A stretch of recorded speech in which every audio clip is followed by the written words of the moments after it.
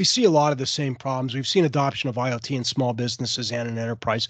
For the purpose of this brief, we're talking mainly about enterprise, but small businesses have the same issue. And you could be, have 10 or 15 or 20 employees.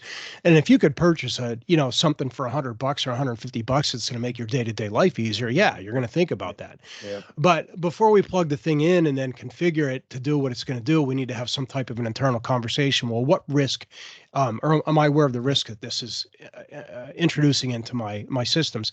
And that's a discussion that you should really have with one-to-one about securing these things. So criminals hacked a fish tank to steal data from a casino. This one was wild. That is wild. You ever been out to Vegas, Charles? Vegas is, I have. You go out, you walk up the main drag, and there's pyramids, and there's fire, and lions and tigers, all kinds of crazy stuff.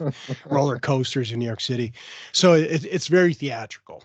So it doesn't surprise me that you would go into a casino and see a really crazy aquarium, and one of them bought this aquarium system, and the monitoring was done remotely, which is wise because it's cheaper, right? Sure. Are you going to drive out to there with your litmus test and pH and all this other stuff?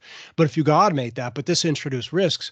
And what happened is there was some type of a problem with these devices, and hackers got into this and then moved laterally through the network and did a massive exfiltration. So what that tells me off the bat is that this network was probably not designed properly, because it should have been segregated from the rest of the network anyway. This is why segmentation of a network is important. And segmentation is theoretically why the Titanic sank, right? It had, 11 bulkheads, and the bulkheads didn't go all the way to the top, though. So the idea is that, we could lose one compartment or two, but after that, the thing's going to sink. And when you compartmentalize your network correctly, even if something does catch on fire and burn to the ground, it's not going to move laterally into the rest of your network. And that's why segmentation matters.